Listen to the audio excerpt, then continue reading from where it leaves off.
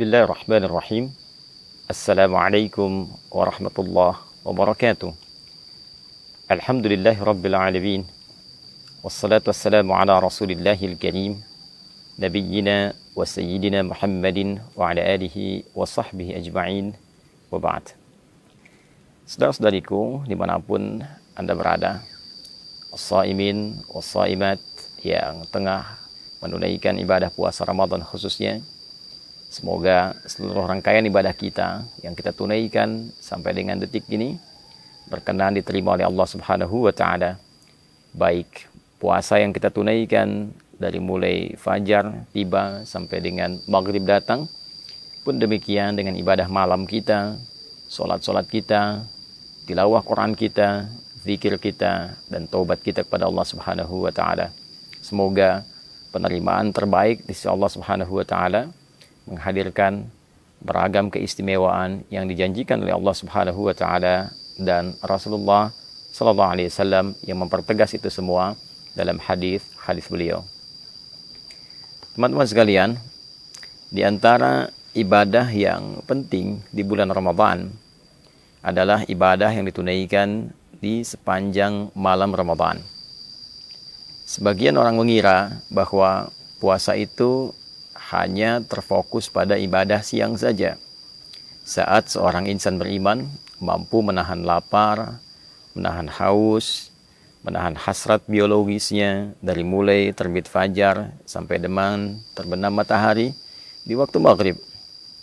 Namun demikian, Nabi SAW memberikan satu informasi yang sangat penting, sangat luar biasa mengenai satu amalan di malam-malam Ramadan yang bila kita tunaikan menghadirkan keistimewaan yang bahkan keistimewaan ini disampaikan dengan diksi yang serupa oleh Nabi Sallallahu Alaihi Wasallam dengan rangkaian-rangkaian keutamaan yang mengiringi ibadah siang di bulan Ramadan.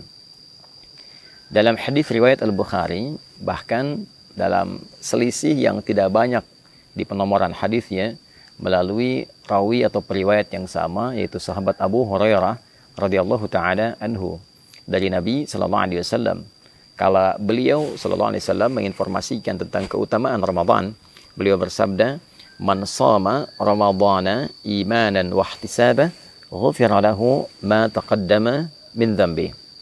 Siapapun yang menunaikan puasa Ramadan, jadi khusus dikerjakan di bulan Ramadan, seperti pernah saya sampaikan di pertemuan yang lalu, bukan menunjukkan puasa yang umum, Seninkah, Kamiskah, Ayyamul Bid atau selainnya, tapi memang khusus dikerjakan di waktu Ramadan.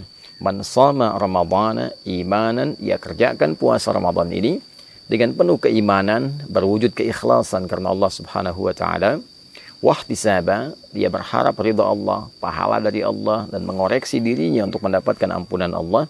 Ghufira lahu ma taqaddama min dhanbi, maka sepanjang bentangan dari terbit fajar sampai dengan terbenam matahari itu ada peluang bagi dirinya untuk mendapatkan ampunan dari Allah atas semua dosa-dosa yang pernah ia kerjakan.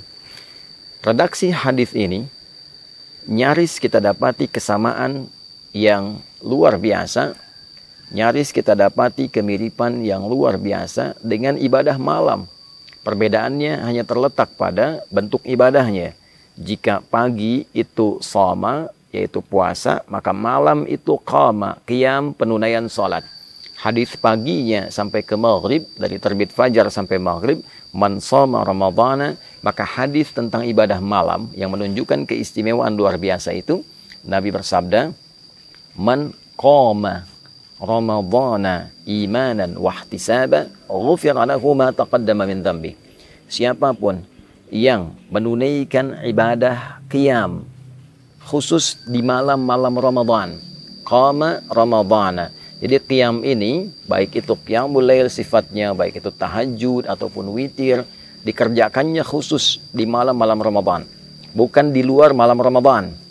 Bukan Al-Muharram, bukan Safar sampai dengan Rajab, ya, atau bahkan Syawal, atau bahkan kemudian Dzulqa'dah, Dzulhijjah. Ini khusus sepanjang malam Ramadan saja.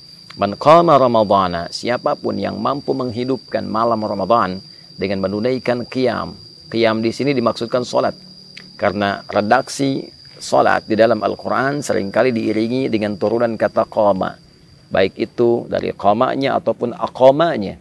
Aqama yuqimu iqamatan, aqimus salah, yuqimunas salah, aqimis salah. Bahkan sebelum salat ada iqamah untuk memberikan isyarat kepada kita kesiapan untuk menghadirkan kekhusyuan sebelum menunaikannya. Man qama ramadhana, siapapun yang menunaikan, menghidupkan malam Ramadan, menunaikan salat dengan penuh kekhusyuan, imanan, dan dia kerjakan salat ini karena Allah. Bukan karena trennya orang bangun, dia bangun. Bukan karena trennya orang menunaikan salat ini berjamaah, dia ikut berjamaah. Bukan karena trennya menunaikan salat di masjid fulan, masjid X, masjid yang ramai, lalu dia ikut ke situ hanya untuk mengupdate statusnya. Bukan. Dia kerjakan semua ini untuk mengharapkan ridha Allah Subhanahu wa taala.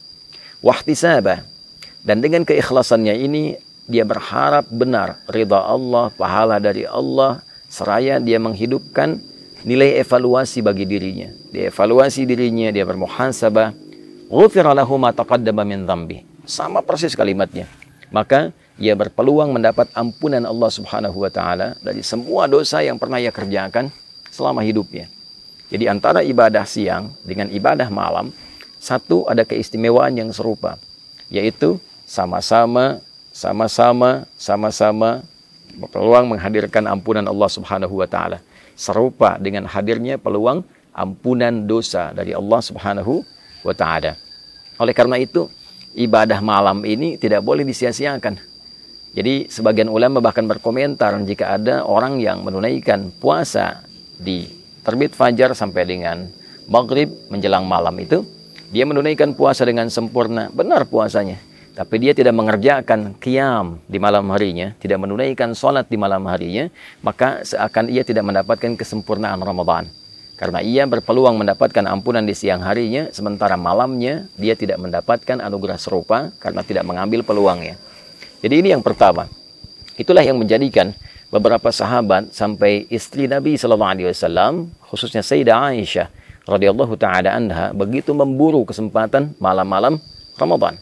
Ya, karena selain ada ampunan dosa, ada peluang yang kedua, yaitu peluang mendapati malam Al-Qadar. Ya, peluang mendapati malam Al-Qadar. Karena ada hadis dengan redaksi yang lain yang memberikan penjelasan, memberikan tafsiran tentang keutamaan menunaikan ibadah salat di malam-malam Ramadan ini. Jadi kalau hadis pertama tadi, man qama ramadhana imanan wa ihtisaba, maka hadis yang kedua, man qama lailatul qadri imanan wa ihtisaba, ghufira lahu ma taqaddama min dzambi. Jadi antara hadis satu dengan yang lainnya saling menafsirkan.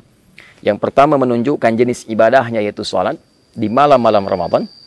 Yang kedua memberikan kesan bahwa di antara malam-malam penunaian Ramadan itu akan ada peluang satu malam yang istimewa, yaitu malam Al-Qadar. Jadi orang yang mampu menghidupkan malam Ramadan dan menunaikan sholat di dalamnya, maka di antara peluang yang ia dapatkan adalah kesempatan besar mendapatkan anugerah malam Al-Qadar. Untuk itulah kemudian Nabi SAW menegaskan, man qama lailatul qadri, siapapun yang mampu menunaikan sholat di malam Ramadan dan bertepatan malam itu dengan malam Al-Qadar, ghufira lahu ma taqaddama min dzambi, maka berpeluang ia mendapatkan semua ampunan dari beragam jenis dosa yang pernah ia kerjakan dalam hidupnya. Sampai satu ketika Al-Imam At-Tirmidzi mendokumentasikan satu hadis yang riwayatnya tersambung pada Sayyidah Aisyah radhiyallahu taala anha dari Nabi sallallahu alaihi wasallam, satu keterangan ketika beliau bertanya kepada Nabi sallallahu alaihi wasallam, qalat atau kama qalat, ya Rasulullah, ara'aita in 'alimtu ayya lailatul qadri ma aqulu fiha. Ya Rasulullah, bagaimana pendapat Anda sekiranya saya menyadari, saya merasakan malam ini ada getaran yang berbeda, ada tanda-tanda malam Al-Qadar. Maka kalau saya sedang menghidupkan malamnya, kemudian merasakan aura itu, doa apa yang harus saya bacakan? Doa apa yang Anda bimbingkan? Maka Nabi SAW mengatakan, faquli, maka katakanlah dengan kekhusyuan, dengan penuh harap, Allahumma innaka afuwun tuhibbul afwa fa'fu anni. Riwayat lain, Allahumma innaka afuwun karim tuhibbul afwa fa'fu anni. Ya Allah, sungguh Engkau Maha Pemaaf. Sungguh Engkau Maha Penghapus dari seluruh noda dan kotoran yang pernah dikerjakan oleh hamba-Mu ini. Tuhibbul afwa, dan Engkau mencintai sifat maaf. Engkau mencintai hamba-Mu yang menengadah kepadamu, memohon pemaafan dan ampunan. Fa'fu anni, maka dengan segala sifat kelembutan kemuliaan-Mu ini dalam memberikan maaf, maafkan aku. Ampuni dosaku, hilangkan dan gugurkan seluruh kesalahanku. Nah, ini keutamaan ibadah di malam Ramadan. Jadi yang pertama, berpeluang menggugurkan dosa.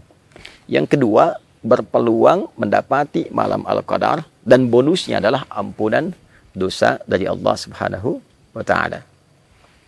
Adapun yang ketiga, ini yang paling menarik. Salat yang ditunaikan di malam Ramadan juga memberikan manfaat besar bagi kedamaian hati, ketenangan jiwa. Nah, orang-orang yang sering gelisah gitu kan, orang-orang yang diliputi oleh ketakutan berlebihan, ingin rapi, mendapatkan ketenangan jiwa, mendapatkan kedamaian, maka di antara tips yang disampaikan melalui riwayat-riwayat yang valid kepada kita adalah penunaian sholat di malam-malam Ramadan. Jika kita menunaikan satu ibadah, dan ibadah itu berdampak pada ketenangan jiwa kita, pada roh kita, roh yang mengisi nafas kita, jiwa kita, maka ibadah itu, pekerjaan itu disebut dengan tarwihah namanya. Rawwaha yurawwihu tarwihan. Wa tarwihatan sifatnya. Sesuatu yang bila dikerjakan memberikan ketenangan kepada jiwa. Bila kita kerjakan berkali-kali, sekali, dua kali, lalu jeda sebentar, lalu sambung lagi terus 3 kali, 4 kali, ada yang 11 kali, ada yang 23 kali, ada yang lebih daripada itu. Dia jamakkan hingga mendapatkan ketenangan dan kedamaian dalam hatinya itu, maka bentuk jamaknya disebut dengan tarawih.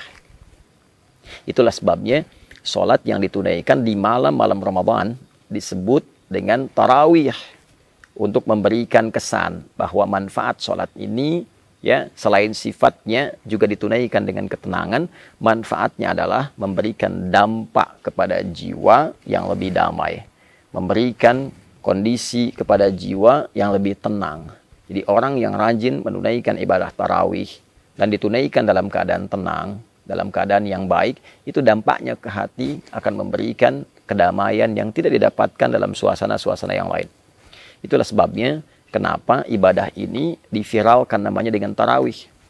Untuk memberikan motivasi kepada kita. Ayo, supaya hati kita lebih tenang, lebih damai. Yang kedua, ayo, lakukan dengan tenang. Bacaannya yang baik. Jangan buru-buru.